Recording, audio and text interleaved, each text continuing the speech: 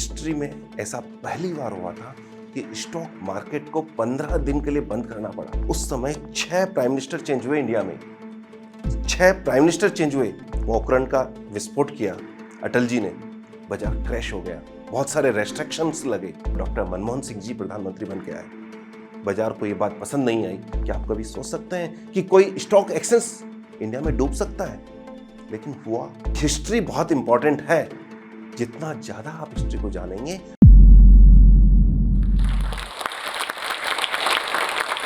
और मैं पंकज लड्डा पिछले 35 साल से स्टॉक मार्केट में हूं और एज ए इन्वेस्टर और ट्रेडर काम कर रहा हूं। लोग मुझे कई नाम से पुकारते हैं, लेकिन मैं अपने आप को स्टॉक मार्केट का एक स्टूडेंट समझता हूं। मैं आज आपसे साथ शेयर करूंगा स्टॉक और स्टॉक मार्केट की वो सारी बातें जो मैंने इस 35 सालों में सीखी, वो बातें जो अब तक अनकही रही, लेकिन आज मैं आपके साथ शेयर करूंगा। आप में से ज्यादातर लोग स्टॉक मार्केट को 1992 या हर्षद मेहता के टाइम से जानते हैं, लेकिन क्या स्टॉक मार्केट उससे पहले नहीं था?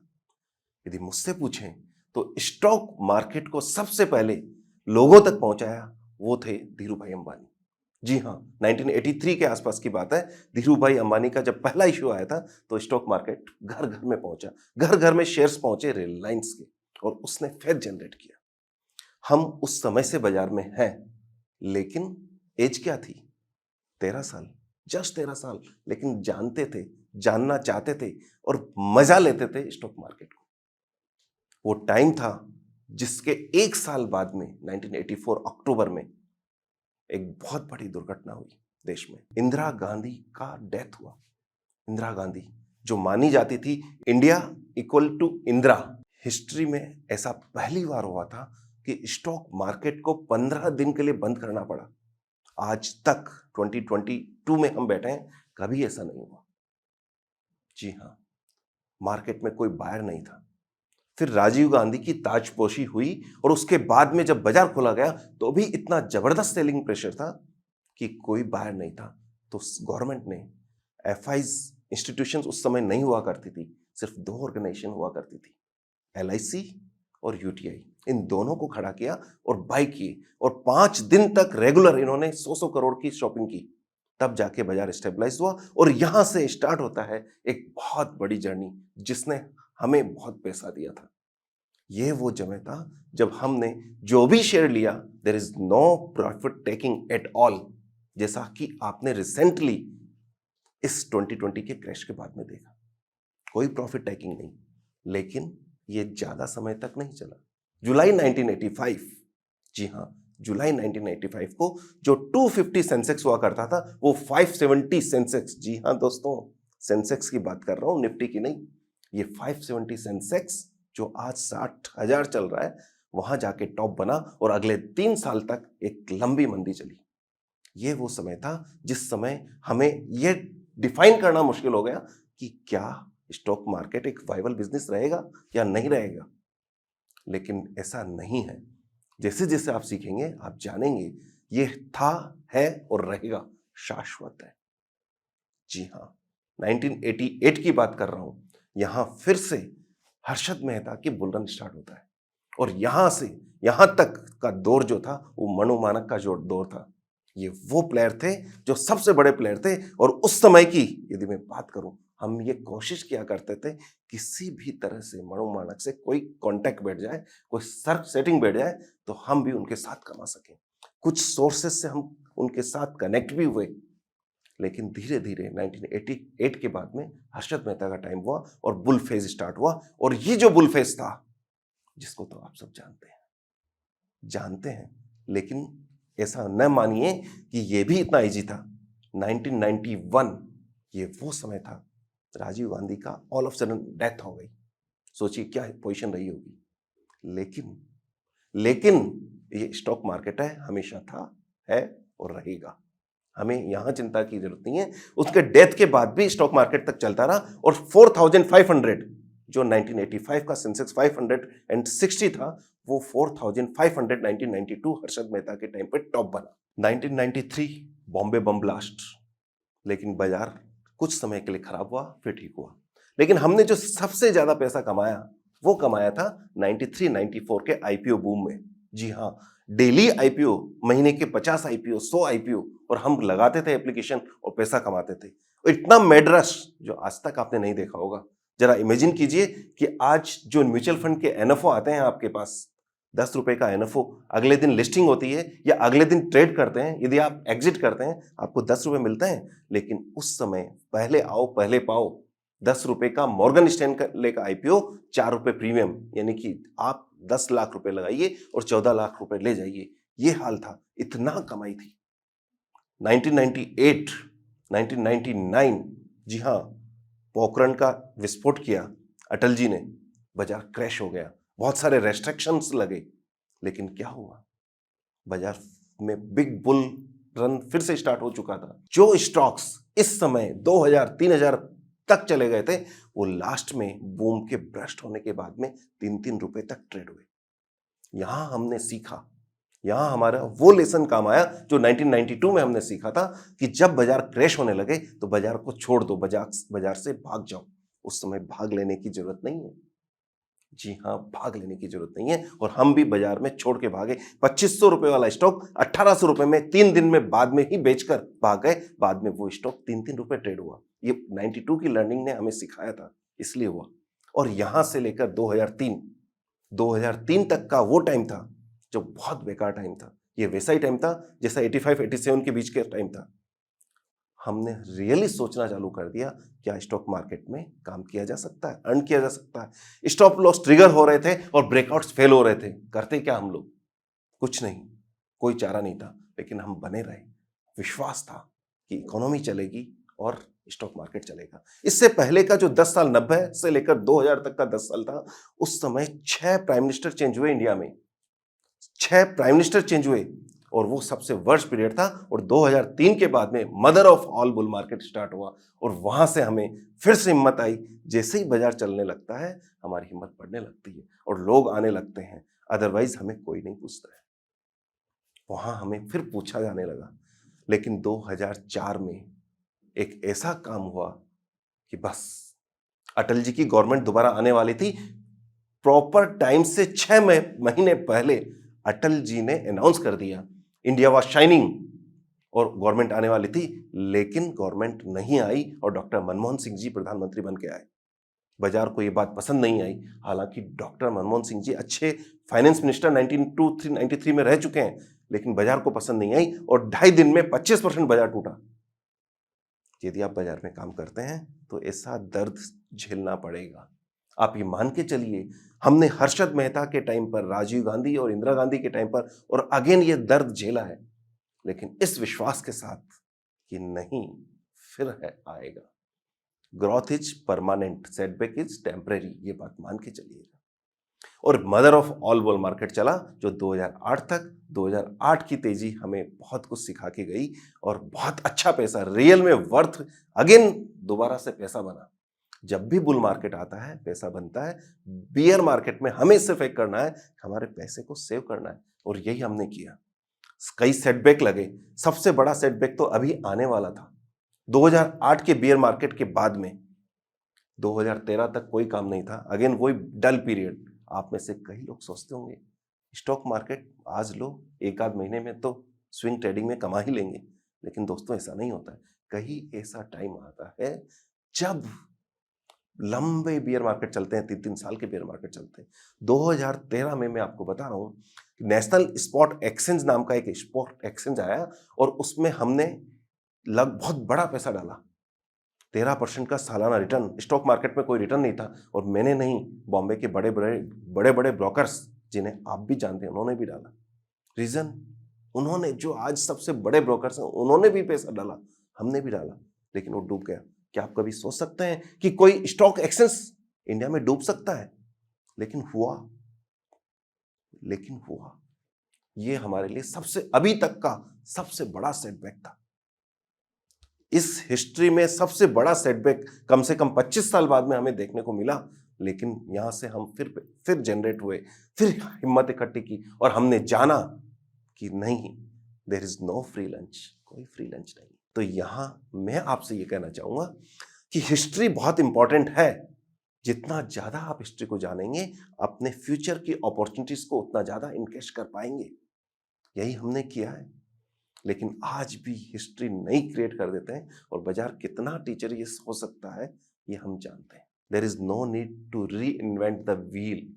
जो इन्वेंट किया जा चुका है, जो लर्न किया जा चुका है, वो आपके सामने हाजिर है। यहां कुछ लेसन्स मैं आपके साथ जो शेयर करना चाहूंगा वो यही है। सबसे पहला लेसन, अपने आप को डिफाइन कीजिए कि आप है क्या। स्टॉक मार्केट में आपका ऑब्जेक्ट क्या है? क्या आप इन्वेस्टर हैं? क्या आप ट्रेडर हैं? यदि इन्वेस्टर हैं तो आप छोटे मोटे डिप्स से न घबराएं, और यदि ट्रेडर हैं और आपका कोई स्टॉक 5 टाइम हो जाता है तो आप क्यों घबराते हैं? आपको अपना 10% मिल चुका है, ये आपको डिफाइन करना होगा। दूसरा, आपको डिफाइन करना होगा कि क्या आप वैल्यू इन्वेस्टर हैं, ग्रोथ इन्वेस्टर हैं, या हेज टाइप ऑफ इन्वेस्टर हैं, या ट्रेडर हैं। क्योंकि ये चीज जब तक आप डिसाइड नहीं करेंगे, आप हमेशा डाउट में रहेंगे कि मुझे करना क्या है। एक अच्छा फिजिशियन कभी भी अच्छा डेंटिस्ट नहीं हो सकता, कभी भी अच्छा हार्ट सर्जन नहीं हो सकता। वो एक फिजिशियन ही रहेगा। आपको क्या बनना है? आप जिस एरिया में भी जाना चाहते हैं उसमें बेस्ट बनिए। चाहे तो आप ग्रोथ इन्वेस्टर बने या वैल्यू इन्वेस्टर बने, लेकिन एक एरिया पकड़ लीजिए। जब आपने अपने आप को डिफाइन कर लिया है तो एक पर्टिकुलर टाइम टेस्टेड प्रोसेस बनाएं और उसको लर्न करें, उसको फॉलो करें। एक बात मान लें कि एक डीमेट अकाउंट खोलकर आप वॉरेन बफेट, पीटर लिंच या जिम सॉरस नहीं बन सकते हैं। कई लोग आपको मिलेंगे जो आपको ये कहते हुए मिलेंगे कि पंकज, स्टॉक मार्केट में मत जाइए, आप स्टॉक मार्केट में मत जाइए, ये सट्टा है, यहां नुकसान लगता है। लेकिन आपको इस बात से घबराने की जरूरत नहीं है। आपको इस बात को इस तरह से लेना है कि ये वही लोग हैं जो ये कह रहे हैं कि हम आज तक नहीं कमा पाए, इसलिए आप भी नहीं कमा पाओगे, बेटर है कि आप न जाएं। इससे घबराने की जरूरत नहीं है। हाँ, यदि ये कमा पाते तो ये भी मेरी तरह आपसे कहते कि आप जा सकते हैं, बस बना लीजिए एक टाइम टेस्टेड प्रोसेस। और इतना विश्वास दिलाता हूं, मेरी एज आज 51 ईयर्स है और वॉरेन बफेट ने 99.4% अपनी वेल्थ 652 की एज के बाद में बनाई है। तो सोचिए। और एक और इंपॉर्टेंट बात, 35 साल जा चुके हैं, लेकिन अगले 15 साल, 20 साल इंडिया के सुप्रीम टाइम रहने वाला है। क्या मानते हैं आप इंडिया को? आप राइट टाइम पर राइट कंट्री में इन्वेस्टमेंट करने का सोच रहे हैं। $5 ट्रिलियन की इकोनॉमी हमारी हो जाएगी 2025 तक। $10 ट्रिलियन की इकोनॉमी हमारी हो जाएगी 2030 तक। हमारी लाइफ पे क्या फर्क पड़ने वाला है? जरा सोचिए। हमें दो ही चीज पे ध्यान रखना है। नंबर 1, गवर्नमेंट स्पेंडिंग कहां है, और नंबर दूसरा, कंज्यूमर स्पेंडिंग कहां है। गवर्नमेंट स्पेंडिंग आप देख सकते हैं कि रोड इंफ्रास्ट्रक्चर पे खर्चा हो रहा है। कंज्यूमर स्पेंडिंग सिर्फ आप ये देखना है कि आपके घर में खर्चा कहां हो रहा है, आपके बच्चे क्या खा रहे हैं, आपके घर में क्या शॉपिंग हो रही है, यही तो देखना है। बस सिर्फ और सिर्फ इस बात पर फोकस कर लीजिए। और कितना बड़ा ये मार्केट है आपके घर का, आपको मैं बता दूं, 40 करोड़ से ज्यादा बच्चे इंडिया में ऐसे हैं जो 18 साल से कम एज है, और ये अगले 10-15 साल में फील्ड में आएंगे, बिजनेस करेंगे, खर्चा करेंगे, और यही हमारी इकोनॉमी को बूस्ट करने वाले हैं। क्या समझते हैं आप इस मिडिल क्लास को? 60 करोड़ लोग मिडिल क्लास में हैं, ये अपर मिडिल क्लास में शिफ्ट होंगे। जरा सोचिए, जिस चैनल में आज हम देख रहे हैं, क्या कभी सोचा था कि इतने यंग लोग इस तरह का जोश चैनल में जोश भर सकते हैं? सिर्फ और सिर्फ 2 साल लगते हैं आपका एक आइडिया क्लिक करने के लिए आज के टाइम पे, जो आज से पहले पॉसिबल नहीं था। हम तो सिर्फ ये सुना करते थे कि टाटा और बिरला और बाद में धीरू भाई अंबानी, बस। लेकिन आज आपका एक आइडिया आपको मिलेनियर और बिलियनियर बना सकता है। ये मिडिल क्लास का ड्रीम है। मत सोचिए कि ये स्टार्टअप कितने फेल हो रहे हैं। यदि फेल भी हो रहे हैं, 80% भी फेल हो रहे हैं, तो ये मान के चलिएगा वो लाखों लोगों को रोजगार देकर बाद में फेल हो रहे हैं। इंडिया का मिडिल क्लास की पावर क्या है? यदि आप रात में मैटनी शो देखने जाते हैं, 1 करोड़ लोग एट ए टाइम इंडिया में बैठकर मैटनी शो देखते हैं, इतनी तो कई कंट्रीज की यूरोप में पॉपुलेशन नहीं है। क्या समझते हैं आप इंडिया की पावर को? और अगले 20 साल की पावर को आप इमेजिन नहीं कर सकते। हमारे यहां का मैरिज का बजट हर साल का 100 लाख करोड़ का है। कितना बड़ा पैसा खर्चा करते हैं हम लोग सिर्फ मैरिज पर। अभी मैं अंडमान घूमने गया था, गूगल कर रहा था अंडमान ट्रिप, नीचे नीचे एक स्लोगन देखा, हनीमून ऑन EMI। क्या समझते हैं आप? 2030 तक कंज्यूमर डेट कॉमर्शियल डेट से ऊपर होने वाला है। स्मॉल आप और मेरे जैसे स्मॉल छोटे छोटे डेट ऊपर हो जाएंगे। कितना कंजम्पशन पावर है। क्या समझते हैं आप? क्या समझते हैं आप? इंडिया की पावर को 80 करोड़ डेबिट कार्ड होल्डर्स हैं और क्रेडिट कार्ड सिर्फ 6 करोड़। पासपोर्ट 12 करोड़ लोगों के पास है। आपको नहीं लगता कि ये 12 करोड़ लोगों के पास तो कम से कम क्रेडिट कार्ड होना चाहिए? मेरी समझ में तो कम से कम 20-25 करोड़ लोगों के पास होना चाहिए। कितना बड़ा मार्केट है जो क्रेडिट कार्ड हो सकता है। जरा सोचिए कितना बड़ा मार्केट है। राइट टाइम पर राइट कंट्री में आप हैं, बस जरूरत है फोकस करने की। और एक बात मान लीजिए, never give up, never ever give up. You will win, you will be A successful investor. बस आपको करना ही है, एक ही बात माननी है, you are the best, you are the best. बस ये जिस दिन आपने मान लिया कि आप एक अच्छे इन्वेस्टर बन सकते हैं, आपको एक अच्छा इन्वेस्टर बनने से कोई नहीं रोक सकता। 2020 के मार्केट क्रैश के बाद में, कोविड के टाइम, एक महिला मेरे पास आई और फोन पे बात किया कि क्रैश हो चुका है, बाजार खराब है। मैं कॉमन सेंस मेरा ये कहता है, और कुछ चले या न चले, बाजार में सिर्फ और सिर्फ मेडिसिन की कंपनियां तो जरूर चलेगी क्योंकि दवाई तो बिकेगी। लेकिन उनके हस्बैंड जो फाइनेंस प्रोफेशनल थे, उन्होंने ये कहा कि नहीं, इकोनॉमी बंद हो चुकी है, कुछ नहीं करना है। और with in 2 month best stock performing stocks ये फार्मा कंपनीज के रहे, जो अगले 2 से 3 महीने में डबल हो गए। उस लेडी में किस चीज की कमी थी? उनका असेसमेंट सही था, उनकी सोच सही थी। कमी थी तो सिर्फ और सिर्फ विश्वास की। किस विश्वास की? You are the best. बस जिस दिन आपने ये मान लिया यू आर द बेस्ट, आपको कोई नहीं रोक सकता। बस इसी के साथ मैं अपनी बात को फिनिश करता हूं। All the best and happy investing. Thank you very much. अगर आप इस टॉक के एंड तक पहुंच चुके हैं तो मैं आपको जोश टॉक्स का एक दूसरा रूप भी दिखाना चाहता हूं, जिससे मैं काफ़ी देर से जुड़ा हुआ हूं और मुझे बहुत बहुत ज़्यादा पसंद है कि वो क्या कर रहे हैं। जोश टॉक्स ने एक नया ऐप लॉन्च किया है जिसका नाम है जोश स्किल्स। अब वो नया नहीं रहा, काफ़ी टाइम से है, लाखों लोग उसको अब यूज़ करते हैं। और जोश स्किल्स पे आप अपनी ज़िंदगी के लिए कोर्सेज ढूंढ सकते हैं। वो कोर्स नहीं जो आपको physics, chemistry, commerce, business studies पढ़ाएंगे, वो कोर्सेज जो आपकी ज़िंदगी में आपको कैसे जीना चाहिए वो सिखाएंगे। मैंने खुद जोश स्किल्स पे बहुत सारे कोर्सेज बनाए हैं। पब्लिक स्पीकिंग पे, इमोशनल क्राइसिस कैसे हैंडल किया जाए, अपनी पर्सनालिटी कैसे डेवलप की जाए। हर एक कोर्स में डेली क्विजेज हैं, एक्सरसाइजेज हैं, एक बहुत ही खूबसूरत कम्युनिटी है जो आपको सपोर्ट करेगी, आपको इनकरेज करेगी। आज ही डाउनलोड करें जोश स्किल्स का ऐप और उनके कोर्सेज एक्सप्लोर करके अपनी जिंदगी को आगे बढ़ाएं। जोश टॉक्स अब स्पॉटिफाई एक्सक्लूसिव पॉडकास्ट है, जिसके साथ जोश टॉक्स की सभी कहानियां ऑडियो फॉर्मेट में अपलोड होंगी केवल स्पॉटिफाई पर।